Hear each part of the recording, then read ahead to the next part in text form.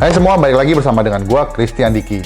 Sudah hampir 2 bulan ini gua nggak bikin video karena banyak sekali kesibukan yang harus gua selesaikan. Tanggung jawab gua sebagai CEO Evolent, gua harus mengerjakan banyak hal, bahkan yang di luar Evolent. Seperti kalian tahu, belum lama ini kita juga baru saja meluncing brand baru dengan nama Biobus SOP Alpha.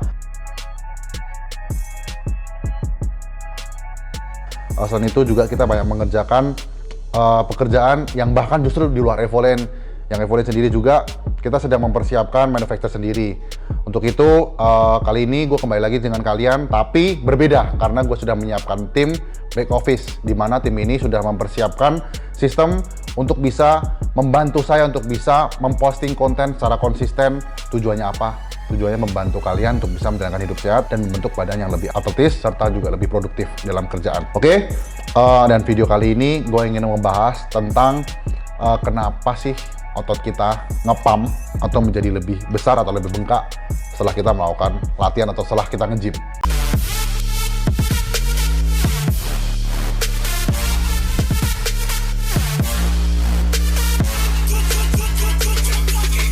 Pernahkah kalian pergi ke tempat gym dan mengangkat sebuah beban dan merasa badan kalian menjadi lebih besar?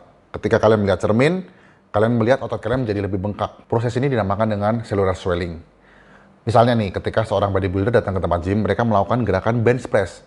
Otomatis otot dada dan tricep mereka menjadi lebih bengkak. Cellular swelling ini diakibatkan karena banyaknya aliran darah yang mengalir ke jaringan otot. Tapi sadar atau tidak, setelah kalian pulang, mandi, beraktivitas seperti biasa, akhirnya tubuh kita menjadi normal seperti biasa dan tidak terjadi pembengkakan tadi. Oke, sadar atau tidak, ketika kalian nge-gym itu terjadi yang namanya kerusakan otot atau yang disebut muscle breakdown. Apabila dibiarkan, muscle breakdown ini tadi akan berubah menjadi katabolik.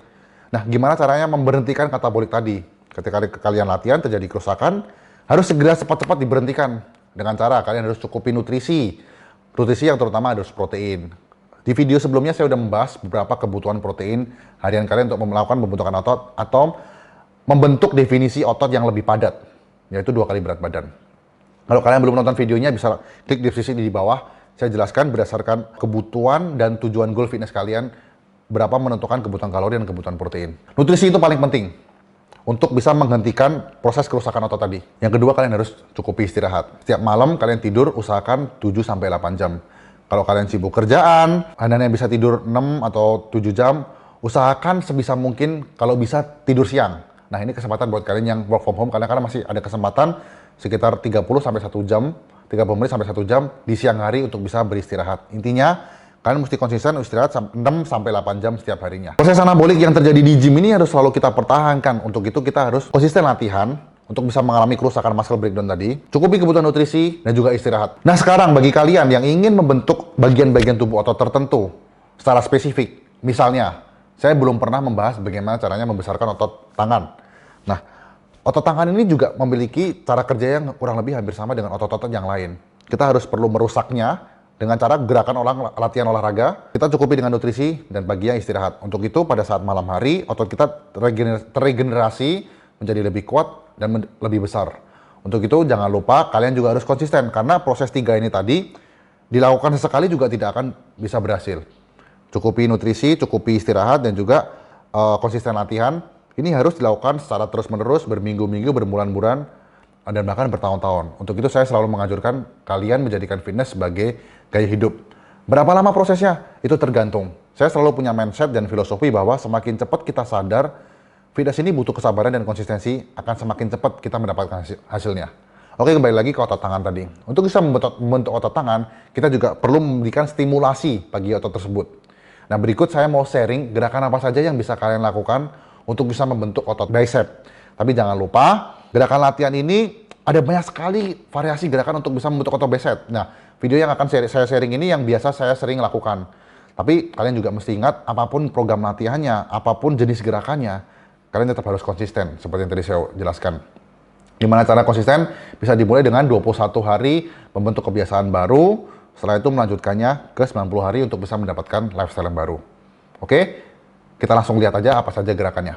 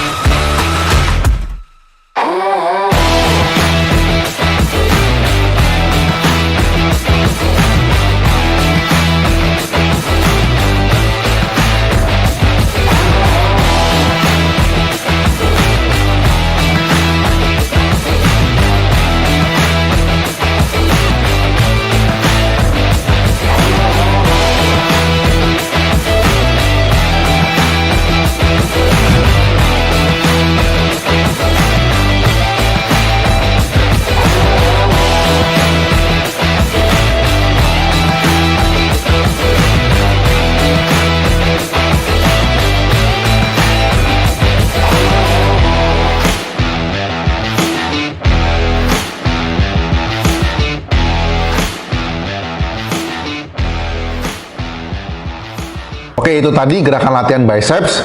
Berikutnya saya akan lebih konsisten untuk bisa membuat video yang tujuannya bisa mengedukasi dan memotivasi teman-teman untuk bisa mendapatkan badan atletis. Bagi kalian yang merasa terbantu dengan video ini, boleh di-share di Instagram Story maupun di Facebook. Semoga teman-teman yang lain yang ingin membentuk badan ideal bisa terbantu.